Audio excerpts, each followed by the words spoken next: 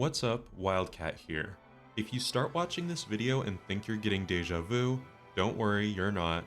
I combined part 1 of this video with part 2 to make a full tier list. Skip here to this timestamp if you've already seen part 1 and you want to go straight to part 2. Otherwise, enjoy the video. When you think of grand strategy games, what comes to mind?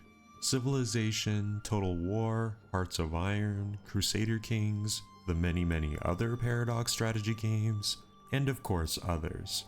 There's one strategy game series that I feel is particularly overlooked, especially when you look at its history and the fact that it's been around for literally 40 years. You saw the title of the video.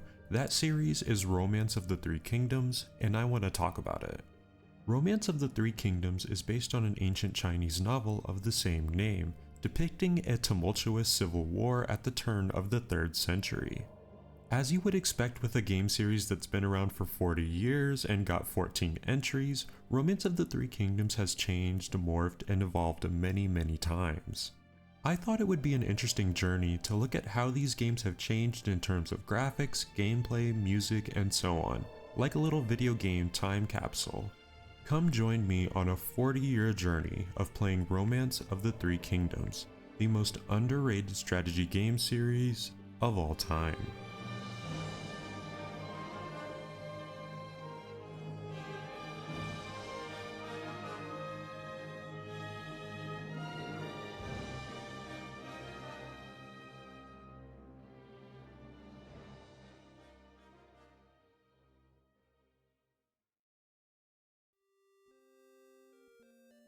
The first Romance of the Three Kingdoms, or ROTK as I'll refer to the series as well, released on a number of consoles including the Amiga, MS-DOS, PC-98, MSX, NES, and some other early home consoles. I'll be playing the NES version released in 1989 first, and then switch over to the DOS version. So right away you can obviously tell that the game is old. It's older than me by at least a decade. As you can imagine, games this old come with some issues, at least by modern gaming standards. As soon as I started setting up my first scenario, I realized that just the menus alone were going to be a little bit of a challenge to navigate. You're essentially using the D-pad to select all of the numbers and commands.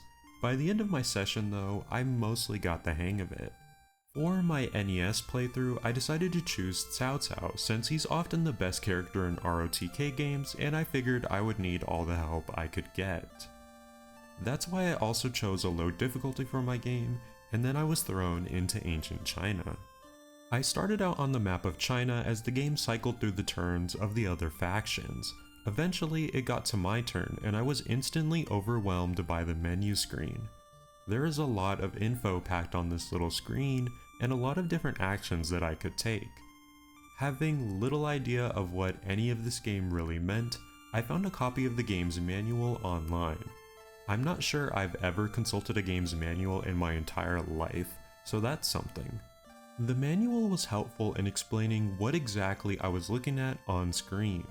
I won't go over everything, but the important things are your goal to recruit new troops and keep your generals paid, rice to feed your troops and peasants, and men, which are your actual troops you take to war.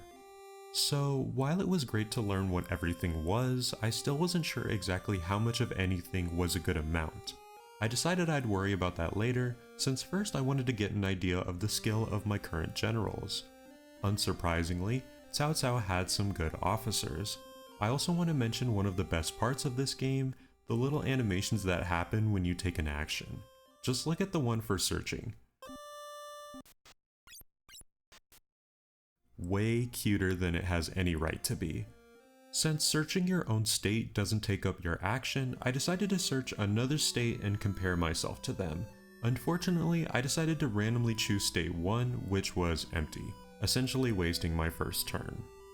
I wasn't too concerned as I figured I'd be able to start building up my resources over the next few turns before I got pulled into any battle. Well, I was wrong. That same turn, my first turn by the way, I ended up getting attacked by Dong Zhuo.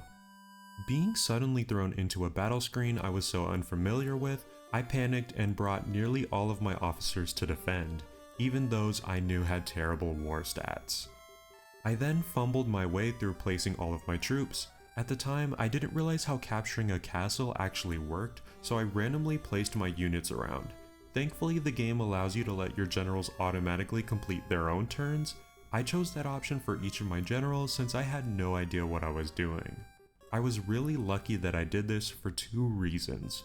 First, my generals actually went to defend the castle like we were supposed to, and second, having to control every general would have made the battle take so much longer than it already did. After the battle started, Lu Bu immediately charged straight at me. Being the only general with a troop count even close to his, I confronted him with Cao Cao. I set fire to Lu Bu's unit on my turn, not really sure what it would do.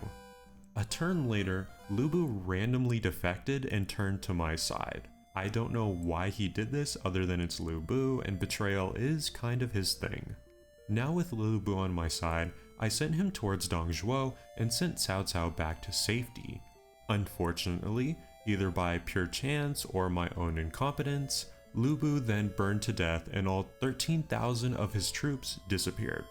It was actually kind of shocking to see a major character just die like that, so that obviously sucked, but on the bright side, Lu Bu still wasn't on the enemy side anymore, and now I wouldn't have that headache of trying to keep his loyalty up.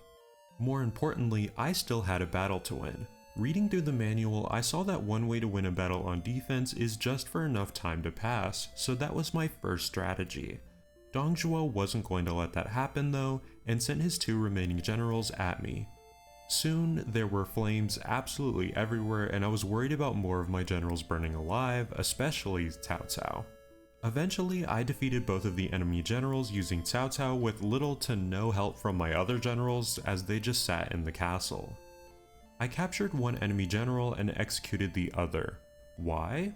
I really just randomly chose. With no other officers besides himself, even though he still had the troop count advantage, Dong Zhuo fled from the battle and I was victorious. So that was that, my first victory in ROTK done. While I think the battle system is fine for the time, it stuck out to me as the most dated part of the game. The battle took me around 30 minutes, which itself isn't a problem, but my issue comes from the fact that the battle felt so long because a majority of the time was spent watching the map slowly move to another general only for them to pass their turn and do nothing. I think I could have sped this up a little bit in the options by changing the display wait time, but I only discovered that after I had finished a second battle. Moving on, for some reason I don't understand, I now controlled state 6 and Dong Zhuo controlled state 12. I assume these were due to the battle that just happened, but it makes no sense as I wasn't attacking 6 and Dong Zhuo wasn't attacking 12. What I think may have happened is Dong Zhuo was forced to flee to 12 instead of his own province, but I'm not sure. Anyways, I continued fumbling my way through the menus. I gave a little bit of rice to the peasants to increase their loyalty, getting another nice little cutscene, recruited some troops, and then took a look at what was going on in state 12. When I searched the state, I saw Dong Zhuo was there on his own, so I decided to attack. Even though this battle had less generals than the last one, it still took forever to get through since everyone was spread out on a large map and the screen slowly crawled around to everyone. I also extended the battle by not quite understanding how capturing a castle worked. I thought you had to defeat all the enemy generals, but it turns out you can simply place a general on each of their castle tiles to win. By sheer luck, I chased Dong Zhuo out of the castle using fire and just happened to move on the last castle tile to win the battle. So we captured Dong Zhuo and he was automatically executed. At this point, I was feeling pretty done with the game. Everything just felt so slow and clunky that even though the game mechanics were pretty interesting and much deeper than I expected, it wasn't worth slowly forcing my way through it. So obviously, my experience with ROTK 1 on NES wasn't great, but I didn't want to end this game on a bad note. I decided to do a little digging and see if other versions of the game were any better. I eventually settled on trying the MS-DOS version of ROTK 1 before moving on. So, immediately, the DOS version of the game felt much better to play. Everything loaded up so much faster, and typing commands was so much more natural than using the D-pad to select your action. However, this version wasn't without its own drawbacks. For this playthrough, I decided to go with Sun Xuan and a different scenario. The first negative of this version was that I had no music at all. It was weird because there were still sound effects, but the soundtrack itself was gone. It wasn't a big deal, but it kinda sucked since I actually enjoyed the 5 or so songs in this game. The graphics of the game are rough too compared to the NES version, and the little animations aren't nearly as cute anymore. The next issue came up when I got to the menu. This is a DOS game after all, so instead of having your possible actions displayed on screen, you literally have to read the manual while playing just to know what command to type in for an action. For a zoomer like myself, this wasn't a fun process. I eventually started to memorize the commands I was using often, but I found myself checking the manual many times just to get through each turn. To be honest though, I would definitely take these drawbacks over playing the NES version again. I had much more fun playing through the DOS version since everything moved so much faster, especially the battles. As Sun Xuan, I went and attacked a few of Liu Biao's provinces. Through a combination of the DOS's faster processing and me learning the game more, I flew through battles in this game. On average, the time it took me to complete a battle was 3 times shorter than on the NES. Other than that though, the games are pretty similar. The DOS version gave me a few more different types of actions than I had on the NES, but nothing super different besides maybe the ability to abandon your kingdom and wander around. So that was my experience with ROTK 1. Overall, it wasn't really as bad as I thought it would be, especially the DOS version. Is it a game that I'll ever play again just in my free time? Probably not. I do want to applaud the game for its depth. For example, having a wind mechanic that changes throughout the battle and dictates which way fire will go. I wasn't expecting a game originally from 1985 to have that. And that's not to mention the relatively robust diplomacy options too. Despite that, I'm going to rank ROTK 1 in the F tier. It's really not a bad game, just really old. Too old to be very enjoyable, so I really can't recommend that you go out of your way to play it.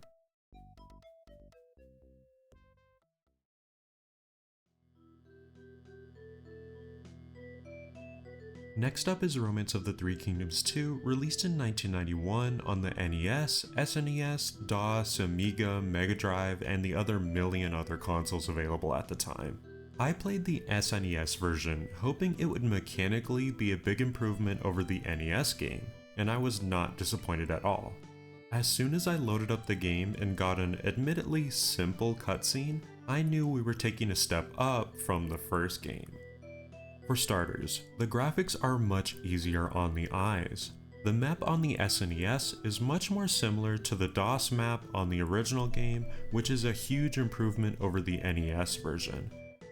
But by far, the biggest graphical update comes during the battles. It's really great to be able to actually tell what terrain I'm looking at during a battle. It's so much easier to keep track of all my units, and there's no more waiting for the camera to slowly move to each officer when it's their turn. The other major improvement in this game is the UI. It is way more user-friendly, and I didn't need a manual just to figure out what was going on and what actions I could take. I could also quickly navigate the menu and find the action I wanted to take in no time. The menu navigation isn't perfect of course, but way better than what the first game had on either NES or DOS. Now that's not to say this game is extremely user-friendly and someone could just jump right in blind. You definitely still need to learn this game. For my ROTK2 playthrough, I decided to play as Liu Bei in the 194 AD scenario. In this scenario, Liu Bei starts in a relatively safe location. You do have the strong rulers Lu Bu and Sun Ce as neighbors, but you also have the extremely weak Kong Rong to the north and nobody to the south. So, unlike the first game, you get multiple actions per turn depending on how many officers you have. If you had 10 officers in a province, you could potentially have 10 different actions you could take. While this is a better mechanic than the first game, I often found myself not knowing what to do with all these available actions each turn. Almost every action that's actually helpful in the game requires gold, and it's not like you really have a lot of it. I found myself spending a lot of turns just training soldiers, viewing other kingdoms and trying to steal officers from other kingdoms.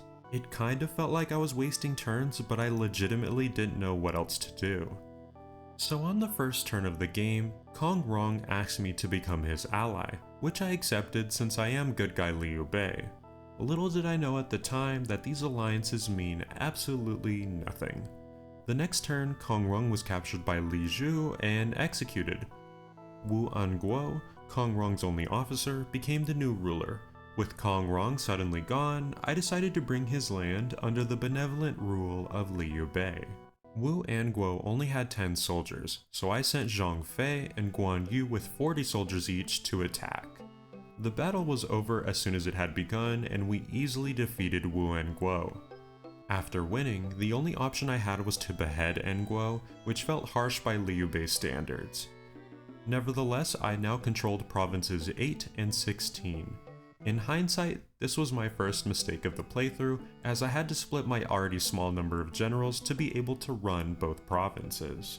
Over the next few turns, I developed some of my land, tried to recruit some more officers, and quote-unquote allied with Lu Bu, Sun Ce, and Yuan Shu. Now in an alliance with just about all of my neighbors, I felt comfortable putting some officers into Province 18 and expanding my kingdom to 3 areas. This would prove to be my biggest mistake, as I didn't have nearly enough soldiers to properly defend 3 provinces. The idea in my head though was that I was allied with everyone, so surely I wouldn't get attacked without a warning of them breaking the alliance first, right? My ultimate goal was to surround and destroy Sun Ce, since he was the biggest threat in my immediate vicinity. Sun Ce must have realized this, because without warning he attacked Province 18. Before the battle began, I was prompted to suggest personal combat. I didn't know what this meant, but since I had no chance to win this fight anyway with 20 measly soldiers against their 182, I selected yes. This suddenly brought me into an automated duel between Zhang He and Lu Meng. The duel was actually extremely hype. I figured I had it easy with Zhang He's higher war stat, but Lu Meng actually held the lead for a lot of the duel. It actually came down to the very final swing, with Zhang He making the ultimate comeback down 5 points to Lu Meng's 10. So with the duel won, all of Lu Meng's 80 troops were wiped out. This would have been great had I not only had 20 troops myself. If I had just been a little more prepared, I actually would have had a great chance to win this battle. Unfortunately, I was not, and Zhou Tai handled me easily. So Province 18 was now gone, and now I was encircled by other provinces. I was honestly pretty mad at this, and was ready to go get my revenge. However, I wasn't really prepared to do so. I also didn't want to leave my other provinces open to attack now that I knew that alliances meant nothing. Sun Ce even decided to rub his victory in my face by asking for an alliance, which I accepted for some reason. So at this point the game became a little bit of a slog. I was ready for another battle, but I didn't have the troops to do so yet or the money to hire more troops. So I spent a lot of time stealing officers from other kingdoms and doing what little I could each turn. Eventually I felt ready to take Province 18 back. I decided to take 255 troops and 4 officers to go attack Zhou Tai's 175 troops and 4 officers. The battle started out with another duel, where Zhang Fe completely decimated Lu Meng. That was another 50 troops gone from Zhou Tai's army. Surely this could only end in victory, right? So I slowly made my way over to the enemy and took out their officers one by one until only Zhou Tai remained. Clearly, I do not understand combat in this game, because my officers with high war barely did any damage to Zhou Tai, even with double the amount of troops. I spent literally 10 whole minutes clicking mostly the same attack buttons over and over again and watching everyone's troop count slowly go down. I was well on my way to winning the battle too, until, in my frustration with how long this was taking, I made the worst misclick of my entire life. I honestly couldn't tell you if I was even looking at the screen or even knew I was using Liu Bei, but I sent Liu Bei into a charge against Zhou Tai. A charge is basically a big attack where it's all of your troops against all of their troops, and it doesn't end until dozens of troops are gone. I had done a charge, again by accident, once before, so as soon as I saw the menu box appear, I knew the battle was over. Zhou Tai wiped out Liu Bei, then captured him and executed him. I had to sit through a sad cutscene, choose an heir, and then I was sent back to the overworld map. At this point, I had lost the will to keep going, and I figured I had seen most of what this game had to offer. ROTK 2 was a pretty fun experience. The game is definitely still dated, but it is 100 times better than the original game. Unlike the first game, I feel like I could actually complete an entire scenario of this game if I really needed to. I think if I spent more time really perfecting the battle mechanics and learning how to properly handle my resources, I could have a pretty good time with this game. So ROTK 2 will go in the D tier for me. It's literally better in every way, except it doesn't have the cute little animations. I still don't really recommend this game, but if you wanted to play a piece of strategy game history, play this game over the first game.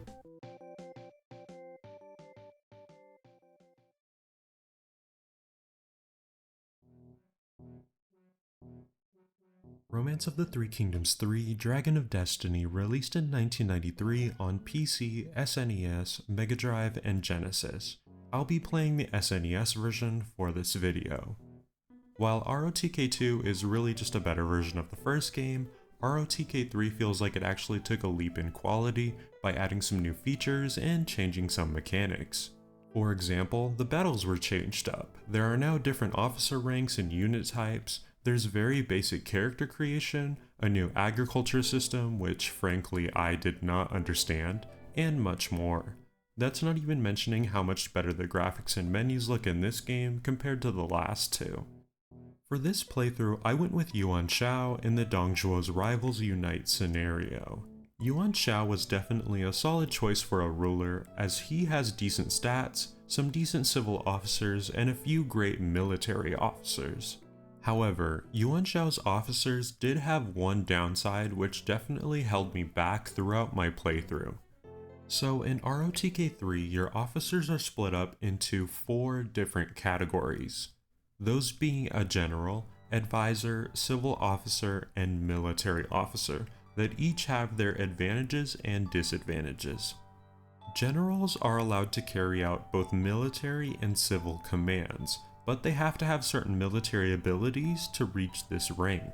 They also can only work on assignments for 1 month or turn, and I'll get back to why that sucks.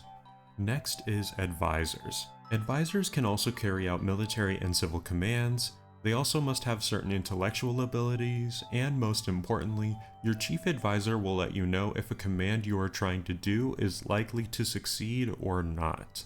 Unfortunately, they can also only work on a task for 1 month. Military officers and civil officers are pretty self-explanatory. They can only do most military or civil tasks respectively, but they can work on a task for up to 6 months, which is a big benefit. So let's get back to this 1 month thing. The reason it sucks to only be able to work on a task for 1 month is because certain tasks require you to do it for multiple months in order to get the full effects of the task.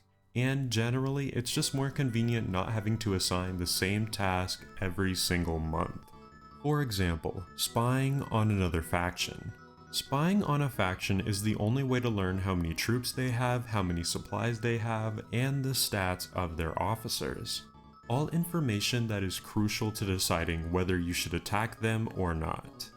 To be able to actually get most information through spying, you have to do it for multiple months, especially if your officer doesn't have high stats. The issue with Yuan Shao's officers is that the number of advisors and generals heavily outweighs the number of military and civil officers. This left me with a bunch of officers that could only do tasks for 1 month, which not only arbitrarily extended my time assigning tasks each month, but also made it difficult to perform certain tasks, like spying. Now, you can technically demote a general or advisor to one of the lower ranks, but it lowers their loyalty when you do that. And let me tell you that loyalty in this game is a problem. Not only does it cost money that I did not have to raise loyalty, but you are constantly under threat of other factions poaching your officers. It's safe for me to say that I did not enjoy this new officer rank mechanic. Anyways, back to my actual playthrough. Jumping into the game, I immediately began focusing on improving my economy to earn more gold each 6 months. I also tried to improve my agriculture, but I was told that going all in on money and buying food later is the way to go. I also gave food to my citizens to improve their loyalty and trained up my troops. Eventually, I received a message from Kong Rong asking me to become allies with him. Am I having deja vu? I have to say, I like how much diplomacy was improved in this game. Instead of just having the option to accept, refuse, or try to capture the messenger of an alliance like in ROTK 2, you now can counter-offer by asking for supplies in order for you to accept the alliance. This adds a whole new layer of depth to the alliances. What's also great about alliances is that you can't just break them without consequences. Well, okay, that's not totally true. There is a workaround for players to break alliances without consequence through the threaten command, but mainly it's the computer that will be punished. Anyways, I hustled Kong Rong for some gold, and now we were in an alliance. Speaking of gold, that was certainly my biggest issue throughout this playthrough. I'm not entirely sure why, but I suspect that Yuan Shao just has so many officers that I had to pay that it was stopping me from having much profit when taxes came in. Throughout my time playing, I found myself either selling food for gold to get troops, or buying food when I was ready to go to war. There was never any point I felt super comfortable with my supplies. Much like in actual history, my first goal as Yuan Shao was to conquer northern China, starting with Gongsun Zan, the only threat to the north. My plan was to take all of the cities up north and start piling up on gold and supplies to invade southward. So finally, about an hour and a half into my playthrough, I finally got into my first battle in this game. Unlike ROTK 2, you can't always directly invade another faction's castle. Throughout the map, there are certain battlefields that act as a buffer between castles. The battlefield battles don't have anything specifically to capture, your objective is just to wipe out the opposing army. This game also introduced naval battles, but I didn't happen to play one of those in this playthrough. I don't think they're really too different from the normal field battles though. So for this battle, I had 4 units against 2 enemy units and triple the amount of troops. Something interesting to note is that battles now go through a day and night cycle as well as weather changes that were in previous games. As you would expect, visibility drops to literally 1 square in front of you during night, meaning you really can't see anything. And fog is even worse than that, dropping visibility to literally 0. Now this first battle against Gongsun Zan wasn't difficult, but it was annoying. Right away, the enemy officers started running away from mine, and with the nighttime and fog, it was very difficult to chase them for a majority of the battle. I'm not exactly sure what the computer was trying to accomplish either, seeing as I had much more supplies than they did, so they would have starved and had to flee first. After about 10 minutes of chasing around my enemies though, I was able to destroy them and won the battle. With that battle won, I started preparing to attack Gongsun Zan's castle. Surprisingly though, Zan actually attacked me at the battlefield before I could strike. Fortunately, the previous battle had wiped most of their supplies, so he only could send 1 unit to attack me.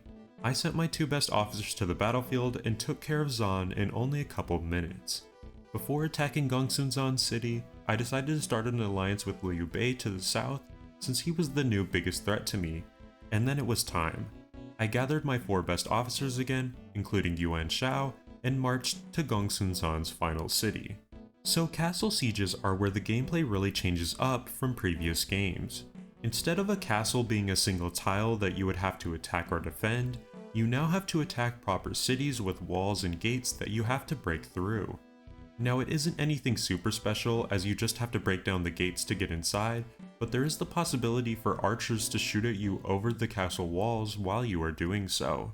So the first part of my siege was simple. I broke through the city gates with no resistance at all. Once inside, it was back to your typical battle. One thing I'd like to note about ROTK 3 are the different unit types. There's your normal infantry, crossbows, heavy crossbows, cavalry, and then the naval units. Having long-ranged attacks with crossbows really adds to the gameplay and helps make battles a little bit more tactical and dynamic. I like that it's no longer just swarm your enemies, but instead you should tactically place your units to get the best damage.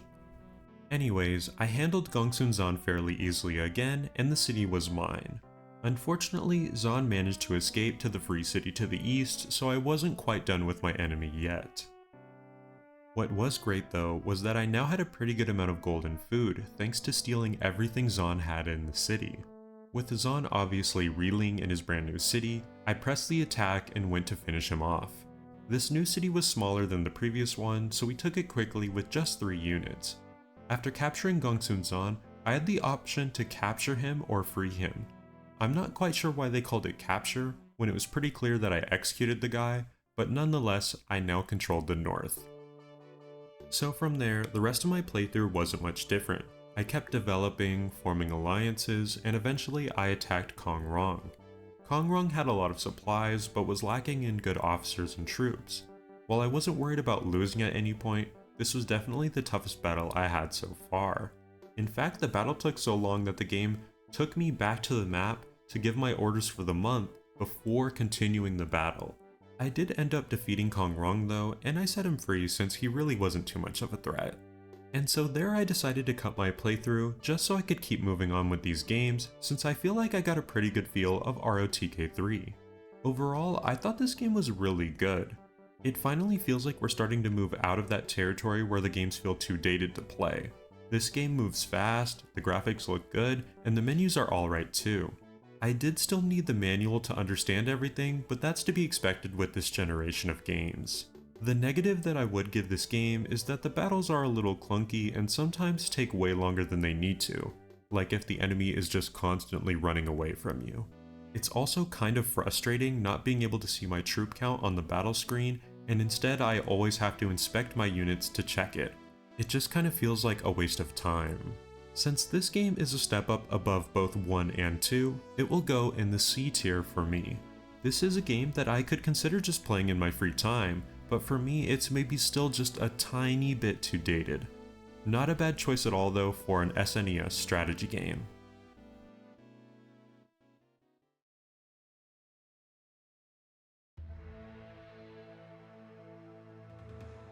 ROTK 4 released in 1994 for PC, SNES, the Sega consoles, the PlayStation 1, and a few other consoles.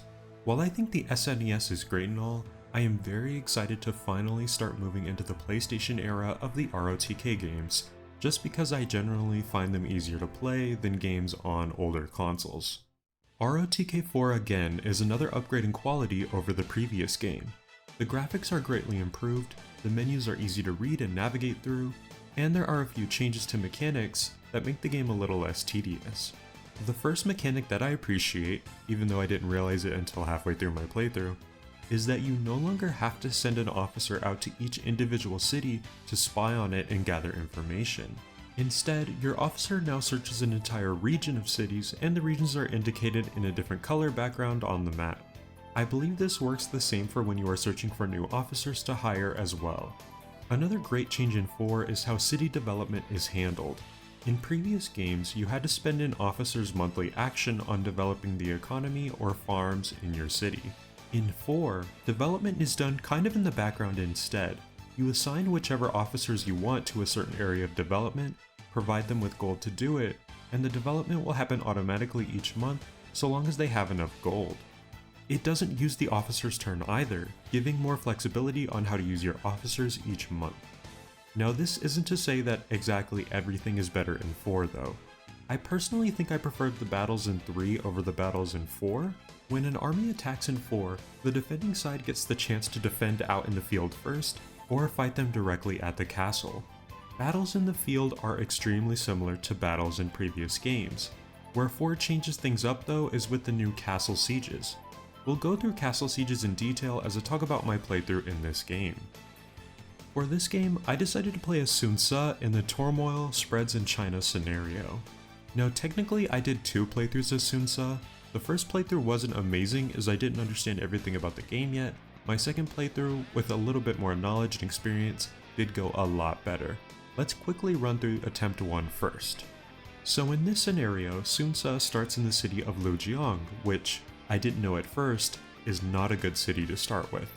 For starters, I had somewhat powerful enemies on either side of me with Li Riyong, and Liu Biao to the east and west respectively. The one saving grace though is that there are free cities available to the south so that you can build up more supplies without fighting right away. Another good thing about Sun Ce is that your officer quality is a lot better than your neighbors, which can be a big advantage. So immediately I started looking at my city's resources and I realized there was a huge problem. Thankfully, in ROTK 4, you are told the exact amount of gold and food that you will either gain or lose come tax season or harvest season based on your city's development. Unfortunately, Lujiang was projected to come out with a net negative amount of food when it was time to harvest, so fixing that became my first priority. One little nitpick that I have in this game is that when you have to select a city for something, such as development, spying, or searching for officers, the game has to load in a new menu. Now really, it doesn't take that long to load, but when you have to go into that menu a lot, not to mention you can easily misclick, that little second or two it takes to load in and then go back to the original menu gets a little frustrating. However, something great about this game is that they brought back the cute little animations from the first game. 4 automatically gets bonus points for that. And it doesn't just have cute little animations either. This game also utilizes short videos from the 1994 Romance of the Three Kingdoms TV series. Pretty cool. Anyways, continuing on with the playthrough, I pretty quickly fixed the food deficit issue. However, not even an hour in, I made what I think was my most fatal mistake. So from the beginning, my whole plan was to take out Liu Biao first, and dominate the southern part of the map. Looking over Liu Biao's officers, one of the only ones that I thought could give me problems was Gan Ning. Since Gan Ning eventually served Wu anyway, I figured he wouldn't be very loyal and I tried to recruit him away. The only way I could do so though was by paying him 600 gold out of the 1000 or so that I had. I didn't think this was such a big deal in the grand scheme of things. You spend money to make money, right? I'd get it back in the tax season in January anyway, I figured. So Gan Ning was hired and I was feeling pretty good despite being low on funds. Developing my city started to get rough as everything was just running out of gold, and I didn't have any more to invest. I eventually sold some food for more gold, but the selling rates were pretty bad and it didn't help me out much. I waited things out until tax season came around, and I got some good luck since one of Liu Biao's officers rebelled and stole a city from him. So here was the big problem. Even though I just collected taxes, I really didn't collect enough money to be able to sustainably develop my city. It kind of turned into a cycle where I was technically making a profit every year, but not by much since my city's development was slow due to underfunding. So, unsure of how to fix my financial problems, I decided taking one of Liu Biao's cities and hopefully his supplies in the process was the best option. As I set my troops to march, Zhou Yu came to me with an interesting plan. In ROTK 4, there's a cool mechanic where you can ask, or pay, tribes to attack your enemies to soften them up a little bit before you attack. I did this multiple times with the Shan Yue tribe. I don't really know how helpful it was, but they were pretty easy to get to attack if you paid them with a couple horses. Anyways, it was now time for my first battle. I marched with 3 units and the majority of my troops since I was pretty desperate to take over this city. I clashed with Liu Biao in the field first. My officers easily outclassed his, and we won the battle pretty easily. Sun Ce himself even participated in a duel and one-shotted his opponent, so that's pretty cool.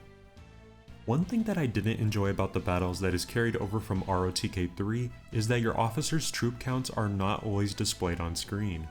What is better than 3 though is that at least when an attack happens, the game does show your troop counts, so it's at least tolerable. I will be very happy though when we get to the games that display your troop count and the name of your officer controlling the unit on screen at all times. After easily winning the field battle, we're on to the first castle siege.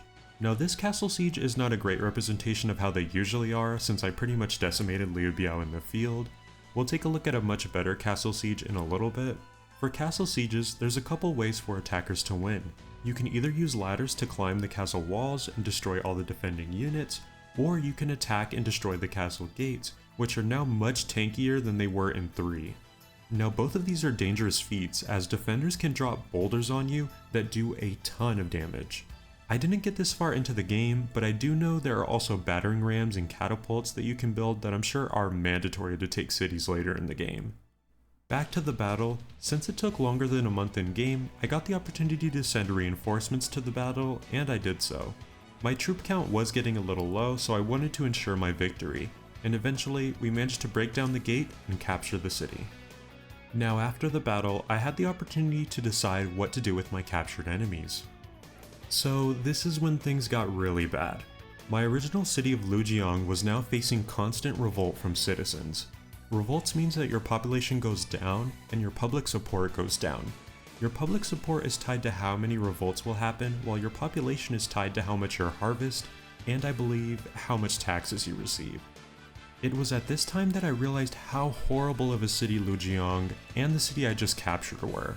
Both of these cities had really low populations of under 200,000.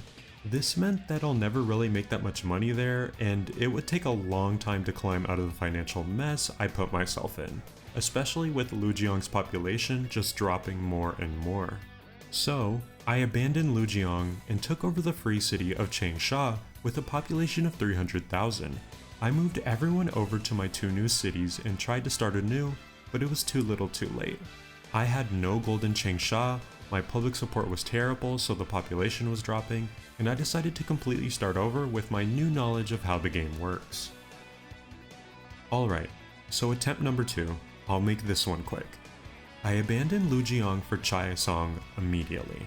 There were almost instant revolts in Chaisong, so I moved everything to Changsha, which was my ultimate destination anyway with that sweet 300k population.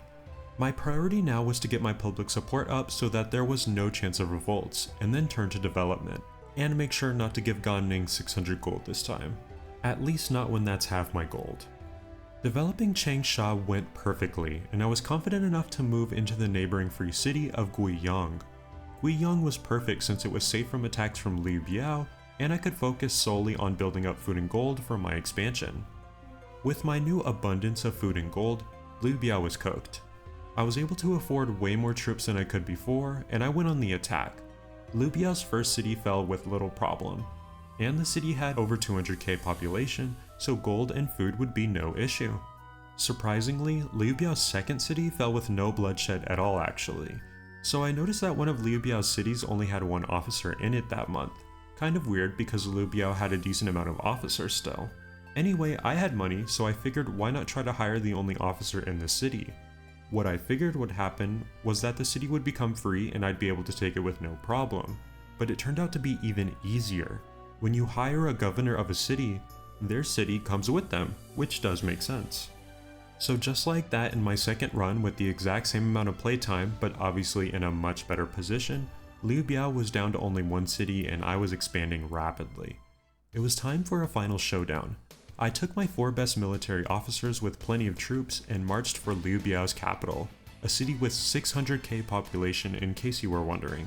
I knew the fight would be tough, but I had the soldier and officer advantage, so I was confident. Zhou Tai and Ganning on the enemy side was a little scary though, I will say. Now this battle was a proper siege. At first, I struggled a little bit with figuring out exactly how to handle this.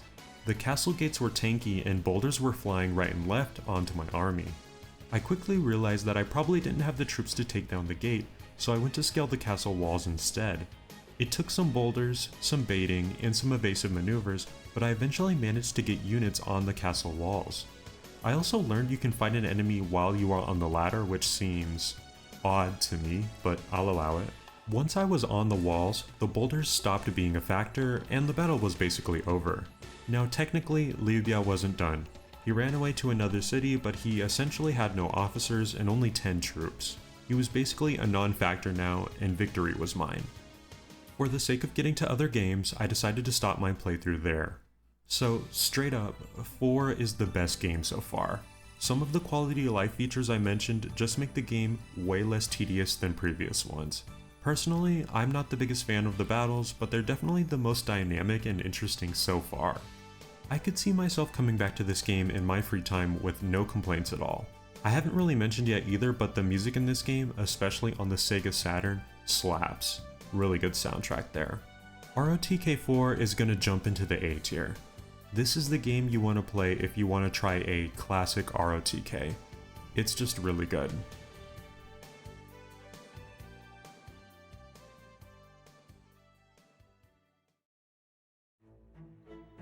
Now here is where we hit our first of two roadblocks. Unfortunately, Romance of the Three Kingdoms 5 was never released in English, so I can't really play it or review it.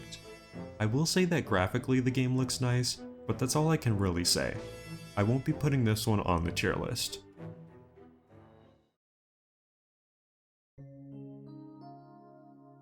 On to Romance of the Three Kingdoms 6, Awakening of the Dragon. It released in 1998 and only came out on PlayStation in English, so gone are the days of ROTK on like 10 different consoles at once. For the first time in the series, 6 actually has two different types of scenarios to play through. Full scenario is your typical ROTK experience, while short scenarios are timed missions with certain objectives. I decided to try out a short scenario first to help me get acquainted with the game. The first short scenario is the Volunteer Army, which details the start of Liu Bei's story. In the opening cutscene, we learn about the Yellow Turban Rebellion, Liu Bei meets Guan Yu and Zhang Fei, and the trio agree to fight the Yellow Turbans. My objectives for the scenario seem pretty easy. I just need to capture Cheng Yuanji, a Yellow Turban, and capture the cities of Ji and Nanpi. 6 months to do this did seem a little bit quick, but I'm sure it'll be fine. So as soon as I load into the game, I'm a little overwhelmed by all the different numbers, symbols, and letters on my screen. I'm really not a huge fan of how they decided to do the menu in 6. Basically, they put both the city stats and the faction stats together on the same page. The reason they did this is because, as far as I can tell, food and gold is now shared across your kingdom rather than just per city. There's also a new stat for your faction called INET. It's not the internet, but it's your intelligence network. This determines whether you can detect enemy movements or not. If you have good INET, you can battle out in the field, but if your INET sucks, you won't know an enemy has attacked you until they reach your castle. Another difference in this game is that instead of having troops that you equip things like bows or horses, you now just have separate foot soldiers and horsemen along with some other troop types. Once you know what everything is, the menu isn't too hard to read, but I think it's just cluttered and ugly compared to what we've had in previous games. City development is similar to ROTK 4, except you no longer actively put money into it, you just assign officers. Speaking of officers, something interesting they added to 6 is the dream mechanic. Each officer has a dream that determines how they act. You can see the dreams here while I'm creating my character. I'm not exactly sure how each of these equates to what the officer does in game, but it's a cool sounding mechanic at least. Something else they added is the ability to talk to each of your officers. Most of the time it's pretty useless, but sometimes you do learn things, and I think talking to specific officers can even set off different events and things like that. Now, while those are two cool mechanics, I have to mention my least favorite mechanic in the game, which is energy. So, in previous ROTK games, officers basically got one action each turn, and that was that. I like that. It's simple, easy to follow, you know exactly who is available and who isn't available. In 6, the energy mechanic was added. Now anytime an officer does an action, they lose energy. I hate energy. I feel like it makes doing actions so much more complex than it needs to be. With energy, there's so much needless and tedious planning and keeping track of things that needs to happen just to get things done efficiently. From what I've read online too, the energy kind of works with the officer's dream and the task they're assigned, and those all work together to determine if they use more or less energy on a task. It's cool for realism, but as a game mechanic, it made the game really not that fun for me. I kept having officers be unavailable for things because of their energy, and it was just really frustrating.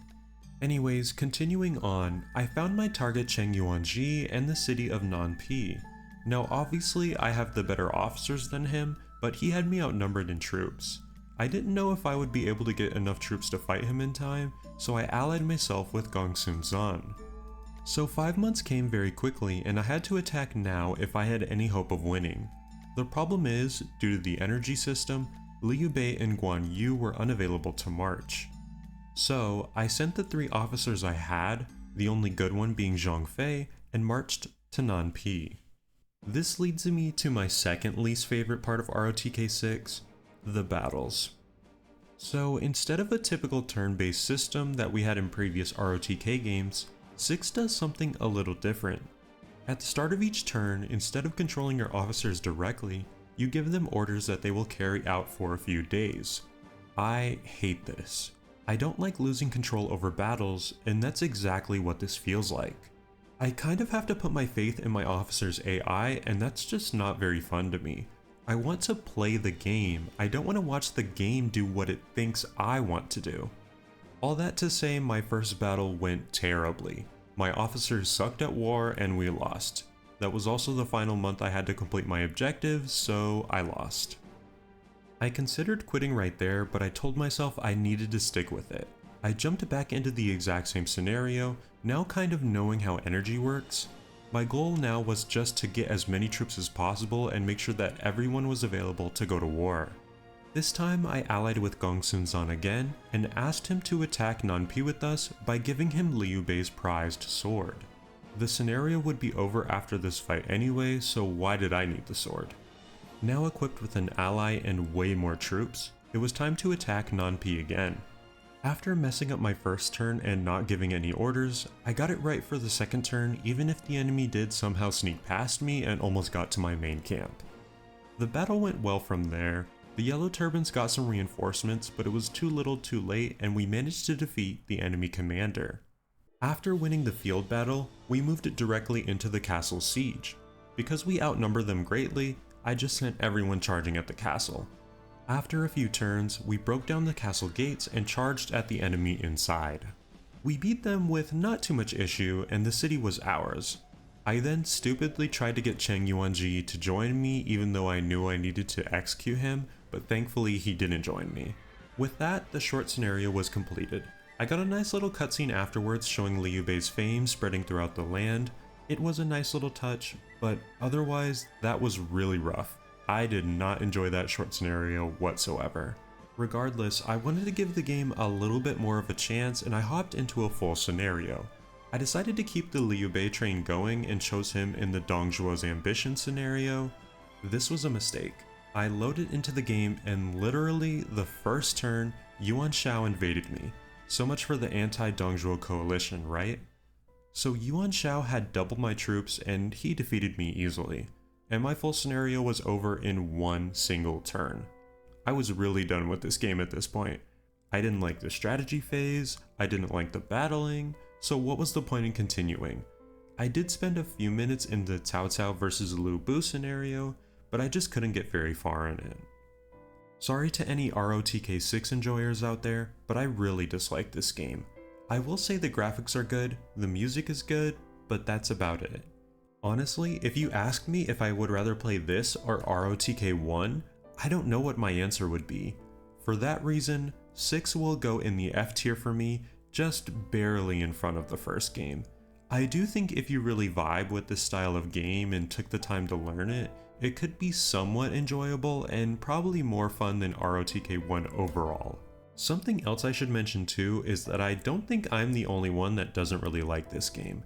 Compared to every other ROTK game so far, this game has so little information about it on the internet. I found like one playthrough of it on YouTube, one singular guide on GameFAQs, and I literally could not find the game's manual anywhere online besides one sketchy site that I decided not to trust. Overall, ROTK 6 is just not it.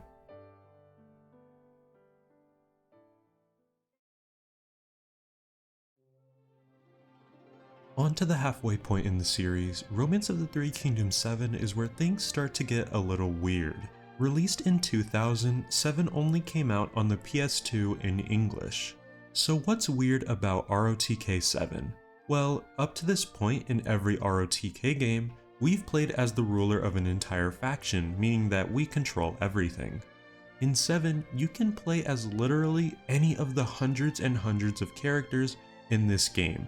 This completely changes everything. Instead of ruling a whole kingdom, you can be a warlord who advises their ruler on what they should do, or you can play as a prefect who controls their own city, or you can even play as a common officer, meaning you just carry out tasks that are assigned to you. And last and definitely least, you can even play as a completely free officer, meaning that you have no one to answer to and no responsibilities. That's not really that fun, but at least it's an option. So this means that ROTK 7 is the first of the officer-based games as opposed to all of the previous ruler-based games. From here on out, the series will flip-flop between the two styles. Now let's get into my time playing ROTK 7. For my playthrough, I decided to start out as a common officer in the Dragon's Ascent playthrough. For my first officer-based game, I wanted to play as a great all-around character who has good stats and everything, so I played as Sima Yi. My goal for this playthrough was to work my way up the ranks and become a warlord to Cao Cao, much like Sima Yi did in actual history. Before we get into the gameplay itself, I want to say that it is so nice to have finally reached the PS2 era. The game looks and runs great. The navigation is nice and easy, and it's definitely a huge step up in quality of life from the early days of ROTK. Oh, and the best part of being on the PS2, an in-game encyclopedia that explains all of the game's mechanics. Goodbye to needing a manual when everything I know is in the game itself. Anyways, I was thrown into the game without any direction. I was stationed in the city of Hine, which was away from the front lines and in complete safety. Since there was no immediate danger, I started out my game by strengthening my relationships with my officers, especially important officers such as Cao Cao and my city's prefect Xiahou En. Having a good relationship with your superiors is obviously a good thing as it increases your chances to receive gifts and promotions, along with the normal work that you put in to serve your faction. Having a good relationship with your superiors is obviously a good thing as it increases your chances to receive gifts and promotions. To raise your relationship with others, you have to first write them letters. After enough letters, they will eventually want to meet you in person. The in-person meetings are how you solidify your relationships with them and are where the benefits start coming in. Writing letters and meeting people is something that I did a lot in this game since it doesn't cost any money to do so. It also can help you hire free officers or officers from other factions, which can give you a lot of deeds. Deeds are probably the most important thing you can get in this game. You gain deeds by helping your kingdom out in a number of ways, including battle and domestic improvements. There is also a top 10 ranking system in this game that measures who the most famous officers are based on your deeds. If you get on this list, you get a nice reward of gold. Somewhat similar to ROTK 6 and its energy system that I hated, ROTK 7 has the action point system. Your action points, or AP, determine what actions your officers can do each month. Now, unlike energy, the AP system is a lot easier to manage since you only need to pay attention to your own AP and not every single one of your officers' AP. When you do tasks that involve other officers, they simply get one action per month and then they're done. Much less to keep track of here. Back to my playthrough, I continued on for a while befriending other officers and filling my assignments from my prefect. One benefit to playing as Sima Yi is that, since my stats started out so high, I had no need to train any of my stats up. Your officer has the ability to spend some AP each month to train up your stats so you can get better in a certain area. Sima Yi was already high in everything, so I could dedicate all my AP to my friends and my duties. I continued on with this for a few months before the first of 2 yearly events popped up. The event is called the Tournament of Champions, and it's a tournament of duels between the best military officers in your faction. Since Sima Yi did have a high stat in war, I was hoping to be invited, but it didn't happen throughout my playthrough. I think Cao Cao just has too many amazing military officers, but the nice thing is I could still watch the tournament if I wanted, and no matter what, the game lets me know who wins. I decided to watch the first duel, and after a very strange looking loading screen, the duel began.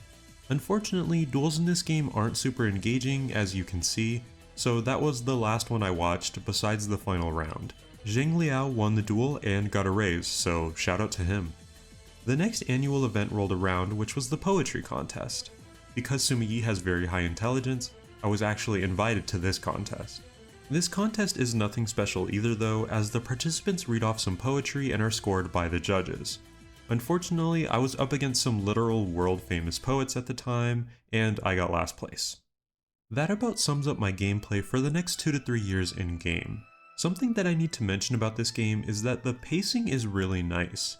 Turns don't take long at all, so months in the game really fly by and progression happens really quickly. You are often doing the same tasks each turn, so that makes it really quick and easy to get through them.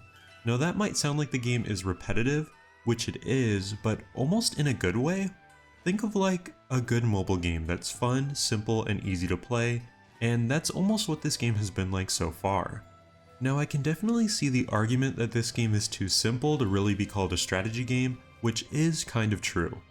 It almost feels more like a simple life simulator, and that will only continue on with the other officer-based games too. To get to my original point though, this game is quick and simple, which I can appreciate after the depth of some of the other games. So at this point in the playthrough, I'm about 3 years in and about an hour into the game. While I've been chilling in my safe city, Cao Cao has been at war with Liu Bei. After a recent victory, I was suddenly approached to become a prefect of a new frontline city. I accepted of course, and moved to take control of the city of Runan. I spent the next in-game year building up my city. The domestic gameplay really wasn't too different from being a common officer besides having all of the city's officers now at my disposal. We would inevitably be going to war soon. I spent the next couple years in game building up my army, and finally it was time to attack. Before you attack, you have to organize your units. Each unit in this game has a different type, like foot soldiers, crossbows, cavalry, and more that determine how you're able to attack on the battlefield. Naval combat is also pretty prevalent in this game, so you can have upgraded ships as well. Once you have your units, you need to set a tactician that will give you advice on the battle. Before you go into a battle, you must also set up your strategy and ploys. A strategy is basically a guide of how you should march your troops. If you capture all of the bases indicated in your strategy, the enemy will take a massive hit to morale.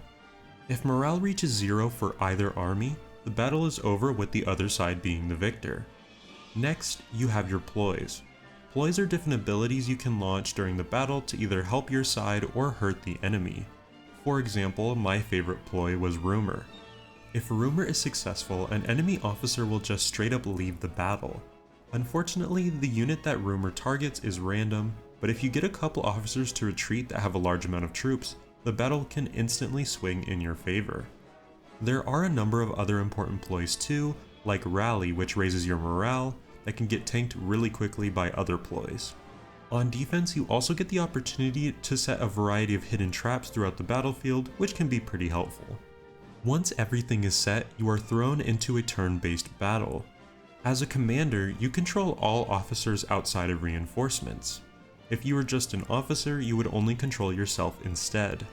Playing battles as a sole officer can get pretty annoying if your allies are stupid, so I much prefer being the commander. The battles themselves are fairly simple. You advance forward, capture bases, and defeat enemy officers. I found that positioning is really important in this game, as some officers will provide extra attacks if you attack an enemy that they are also adjacent to. One downside to this game that does get somewhat addressed in other games is that officers with low intelligence can be severely disadvantaged in battle as they are very prone to enemy tactics. This can make some of the best generals in the game feel sort of handicapped.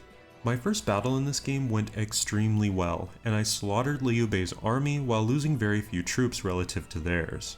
One thing that you have to be careful though is that as an attacker, you do need to win battles in 30 turns or the battle is simply lost. So after winning that battle, Liu Bei was down to a single city and I was determined to take him out. So I readied my army and marched on, defeating Liu Bei out in the field in another easy battle. Now depending on if your enemies have officers and troops left following a field battle, you then will have to fight a siege battle to capture the city. Siege battles can be a little dicey as your turn count does not reset from the previous field battle. So for example, if you needed 29 days to win a field battle, you would have 1 day to complete the siege, and you would probably lose. Siege battles are different from field battles in that you don't need to move your units around anymore. You now only need to choose your actions. Just like in the field battle, you can use powerful ploys, but you need to set those before you even get into the field battle. This particular siege was extremely easy since Liu Bei barely had any troops left, but attacking fortified cities can be a struggle sometimes. I won this battle and Liu Bei's kingdom was no more. One thing I don't like about this game, and honestly other ROTK games, is that rulers seem to not like to execute captured enemy officers, even if they're supposed to be bitter enemies. For example, Cao Cao just let Liu Bei and Guan Yu go after I captured them, just so they can go join other factions. A few years later in the game, I eventually reached the rank of Warlord. As a Warlord, you no longer are in charge of a city specifically, though you do need to work closely with the prefect of whatever city you are stationed in. The best part of being a Warlord is that you can make suggestions for your ruler to attack other cities. This can definitely speed up the game because at times, your ruler won't attack other cities even when he clearly has the numbers to win it. So there's not much more to the game than that. I continued playing until Wei eventually conquered the land, I reached number 4 on the most famous officers list, and in the end of my game, Xiaoho En, my first prefect, ended up being my best friend. Pretty nice full circle moment there. Overall, ROTK 7 is without a doubt the best ROTK game that I've played in this video up to this point. I think that the gameplay loop is quick and easy, the battles are really fun and don't take a ton of time to get through either, and playing as an officer was a fresh experience. At times, it was nice to not have to control every little aspect of my kingdom. ROTK 7 is going to be our first S-tier game, and I'm definitely going to play more of this game in my free time. I highly recommend it to fans of the time period, or fans of just historical games in general.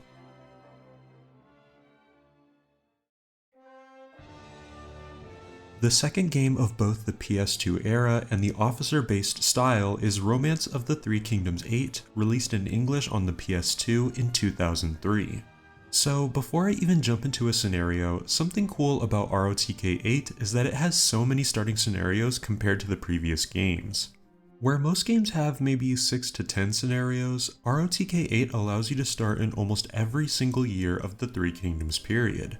No other ROTK game has this level of detail when it comes to your start date, and I wish they did. Now, minor nitpick here, but there do seem to be quite a bit of localization errors when it comes to the scenario descriptions. Just a little example here, in the April 206 scenario, it says that Yuan Shao flees, but Yuan Shao has been dead for a few years at this point, and they really mean one of Yuan Shao's sons. Not a big issue at all, but just something I caught. For my playthrough of ROTK 8, I decided to go with the year 194 scenario and play as Ma Chao. Now Ma Chao is a step down from Sima Yi in terms of being an all-around character, but I wanted to play as a character that was an heir to a faction and hopefully become a ruler. Spoiler alert, that didn't happen, and based on my experience with this game, that might have been a good thing anyways. So 8 is similar to 7 in a lot of ways, but there are a couple key differences that change the game substantially, and usually not in a very good way. So let's go through the experience of a common officer, which is where I started. Every 3 in-game months, a council takes place that every officer in the city attends. At each council, the city's strategy and domestic plan are set up. As an officer, you can make suggestions for either of these, and your suggestion may or may not be accepted by the city's prefect. The different strategies consist of hiring and transferring officers, going to war or drafting soldiers, and different actions you can take against other cities. Just like in ROTK 7, if you personally perform any strategies, you will receive deeds. Next is the city domestics. These are essentially goals that are set for you to accomplish that revolve around improving the city. Each task corresponds to a specific stat and skill, so as Ma Chao, I tried to stick to patrol and cultivate as much as possible. Just like with strategies, you can suggest to be assigned to specific tasks, which I found the prefect usually listened to. You want to get as close to fulfilling your goal as possible so that you can earn golden deeds at the next council, but I also don't really think there's a penalty for not reaching your goal. While I think the council mechanic is a cool idea in theory, I don't think it works very well in ROTK 8.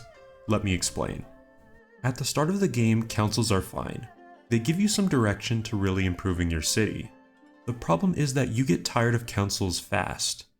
Like I mentioned earlier, councils happen every 3 months, which is just way too frequently. Depending on what you're doing, you can fly through 3 months in this game and then have to sit through another council where nothing has changed from the last council. No strategies are done, and you just get the same assignment anyway. After hours of playing this game, especially as just an officer, I dreaded the council and wished I could just skip it altogether. Unlike the relatively smooth game flow of 7, the flow of 8 just kept getting interrupted by the stupid council every season. Councils aside, moving on to some positives. I really like the UI of this game when you're in the city. Everything's easy to see and the town graphics are pretty cute. What's cool too is that each province in the game has its own theme, so when you visit a different city, it feels pretty immersive and that you're really now in a different place. Speaking of visiting other cities, there's a good chance you'll be doing that a lot, at least depending on your faction situation. Remember in ROTK 7 how you would write letters and visit officers to raise your relationship with them? It's no longer quite that simple, as now to speak to other officers, you have to find and physically go to them. No more long distance communication at all. This has its pros and cons for sure. I already mentioned the first positive of this change is getting to travel around and see the other cities. A more debatable positive is that you now have to invest a lot more time and action points into befriending officers, whereas it was relatively quick and easy to do so in 7. The big problem with this system though is that many officers will just flat out ignore you and refuse to talk to you. The game repeatedly tells you that you can get an officer to stop ignoring you by being persistent, but that gets annoying fast after you visited them like 4 or 5 times and they still want nothing to do with you. So I don't really like the new system that much, but I understand why it exists as it at least gives your character something to do, because in my opinion, some cities get developed really quickly when you have a good amount of officers. Your other main time sink is training your officers' stats. I spent a lot more time doing this as I tried to improve Ma Chao's intelligence and politics. Unfortunately, it is a grind. You get little experience from studying, so you really have to work at it to raise your stats. You also have a maximum level cap on some of your stats anyways, so I kind of gave up on leveling Ma Chao at some point. So I've pretty much explained the first 2 hours of my game before I finally reached my first battle. Battles are fairly different from ROTK 7. Besides being aesthetically different and in my opinion much uglier, the battles are also laid out differently. Instead of having multiple outposts and bases on the battlefield, there's only one, possibly sometimes 2, I can't really remember. The other major difference is that capturing an enemy city is done during battle instead of having a separate siege phase. Once one faction reaches the castle, enemy units can retreat into the castle and attack from the castle walls instead of fighting in the field. Now I'm gonna come right out and say that I think battles in ROTK 8 suck, because it feels like they drag out for so long. I don't know if it's just me, but the attack animations too are so long. Also, the way the map is laid out and the ability to move basically anywhere makes the battles feel so crammed and unorganized. As weird as it sounds, the battles literally gave me a little bit of claustrophobia. Now, before the ROTK 8 fans scream at me in the comments about the fast forward system, let me talk about it. The developers of this game clearly realized that both the battles and the domestic phase are a total slog to get through because they programmed in a literal fast forward button to get through everything immediately. Holding down the square button will speed through any dialogue and animations in the game. While this is nice and does speed up the game somewhat, it's basically putting a band-aid on a fatal wound to me. The game is fundamentally slow, and so they tried to throw in a quick fix to make it more playable, but it really doesn't help. You still have to click through councils even if they're sped up. Battles still take a decent amount of time to get through even when it's sped up and all the officers are set to auto. The other bad thing about auto battles is that the AI isn't great at attacking cities, so if you don't play them manually, you might lose battles that you're really supposed to win. I think that ROTK 8 could have been an improved version of ROTK 7, but it just has too many issues. Honestly, there's not much else to say about this game. I did eventually become prefect, which really wasn't too much different besides the fact that I now got to lead the city council and listen to my own officer suggestions. Eventually, I got tired of the game and just left it on autoplay for an hour, where Cao Cao did eventually unite the land as usual. So ROTK 8 is a difficult game for me to rank. It's not a bad game, but I personally couldn't enjoy it because it was so slow. To me, the game is like 1 step forward from 7 and then 2 steps back from 7. The simplicity and fast-paced gameplay was what made 7 fun, and this game just lost all of that. I do know a lot of people enjoy ROTK 8 as well, and I probably wouldn't have minded the pacing as much if I played it when I was younger and had a lot more time for video games. After a lot of consideration, ROTK 8 is going to be the first B-tier game. It's better than the bad ROTK games, but I'd much rather play ROTK 4 and especially ROTK 7 instead.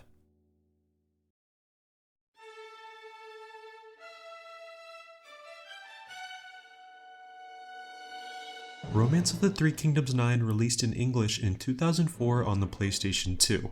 Unlike 7 and 8, 9 returns to the ruler-based gameplay of the older entries in the series.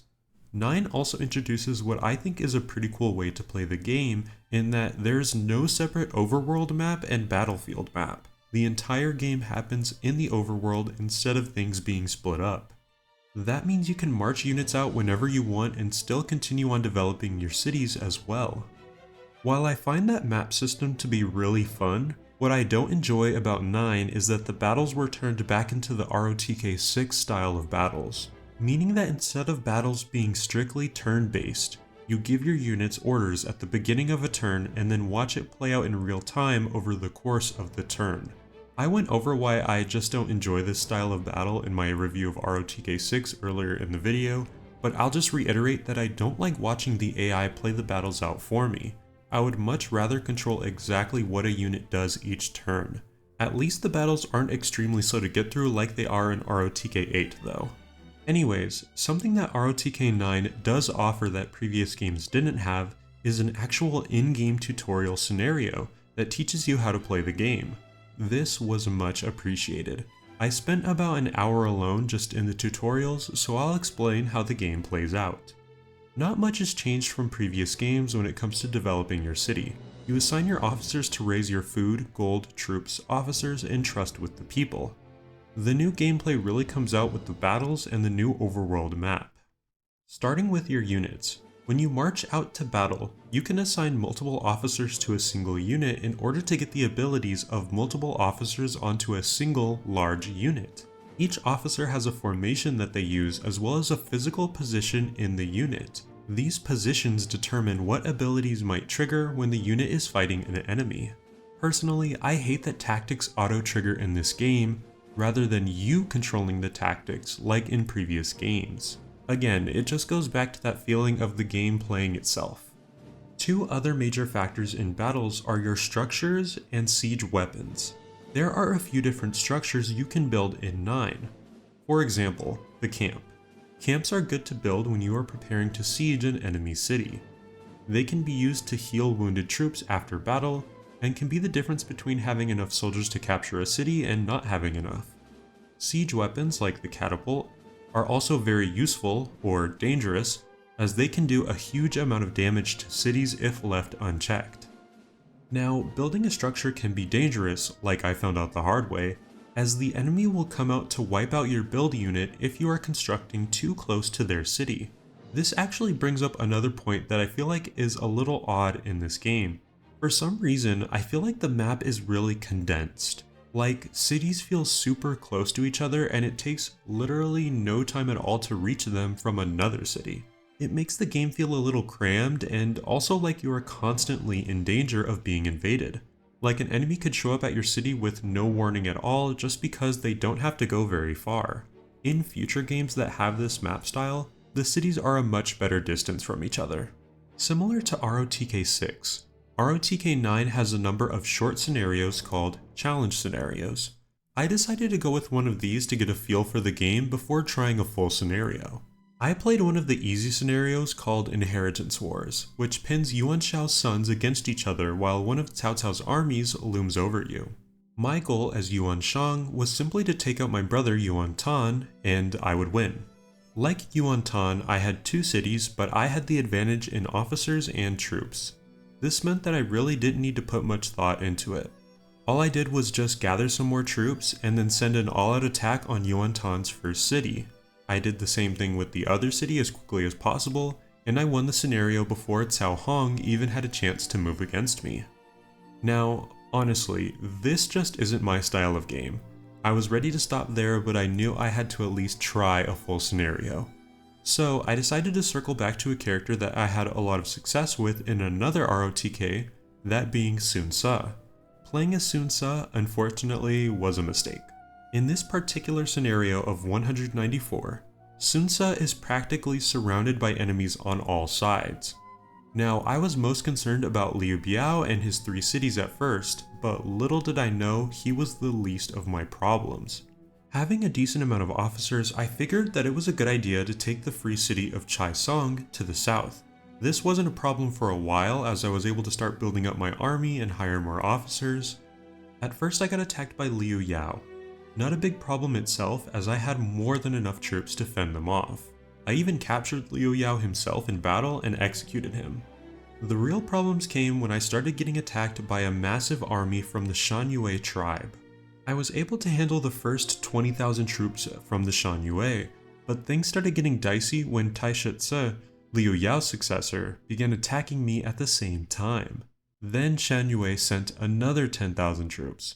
Then I realized their city literally had 300,000 troops in it, and I figured they would never stop attacking me while my own army was just dwindling away. So I just called it quits there. I wasn't enjoying the game anyways, and I certainly didn't have enough patience to deal with hundreds of thousands of enemy troops. Unlike ROTK 6, I don't necessarily think ROTK 9 is a bad game. I don't think it's fun for me personally, but I can see how others would enjoy this game. I don't think it's fun for me personally, but I can see how others would enjoy this game for sure. I think there's plenty of questionable design choices, but I don't think it's an inherently flawed game, besides maybe the tribes. I think the C tier is a fine place for this game.